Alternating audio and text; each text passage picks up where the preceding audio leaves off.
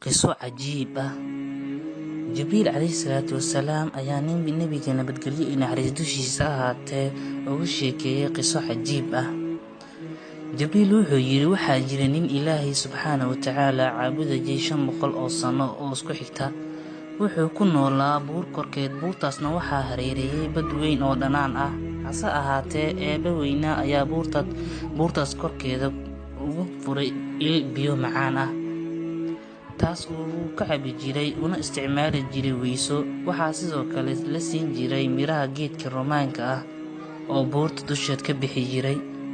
Maalin maalmaha ka mid ah, asigoo ducaysanaya ayaa wuxuu Ilaahay subxaanahu wa tacaala ka baryay inuu geerida u keeno asigoo sujuudsan. Eebbe weyne wuxuu ka aqbalay ducadiisa oo waa la oofsaday asigoo u sujuudsan. Jibriil calayhi salaatu wasalaam wuxuu yidhi maalinta qiyaamo Ilaahay subxaanahu wa tacaala wuxuu amri malaa'igta in ay ninkaas jannada ku geeyaan raxmadiisa darteed Alle subxaanahu wa tacaala.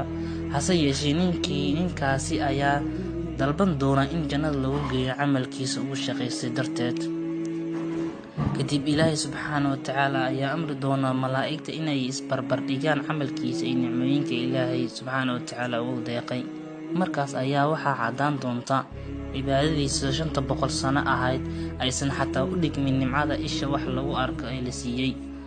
Markaas ayaa malaa'igta la amray inay ninkaas u kaxeeyaan dhanka naarta. Aad iyo aad ayuu ninkii u qayliyey isagoo Allah ka dalbanaya, Allow naxariistaada igu geli jannada. Dabadeed hadalkan ayaa dhex maray Allah iyo addoonkiisa subxaanahu wa tacaala. Allah subxaanahu wa tacaala ayaa yidhi, addoonkeygiiyow yaa ku abuuray? Addoonkii ayaa yidhi, eebbe weynow adiga ay abuuray. Eebbe ayaa yidhi, maxaa lagu abuuray camalkaaga wanaagsan dartiis mise raxmada darteed? Addoonkii ayaa yidhi, raxmadaada darteed eebbow.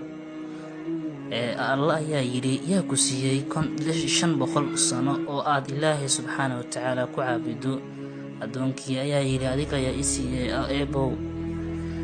Alle ayaa yidhi, yaa kor geeyey buurtii badda ku wareegsanayd? Yaa ku suura geliyey in bil biyo macaan lagaga soo dhex marsiiyo badda ka cabto gudaheeda? Yaa ku siiyey geed rumaan ah oo buurta kaga kor baxo? Yaa ku oofsaday adiga oo sujuudsan kana aqbalay ducadaadii? Addoonkii ayaa yidhi, yaa rasaaq, eebbe weynow waa adiga.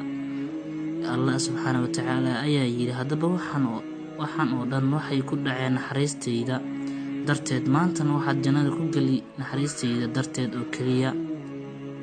Fiiro, Ilaahay subxaanahu wa tacaala walaal naxariistiisa iyo galladihiisa uuna siiyey ayaa mar walba ka badan wax walba oo kale.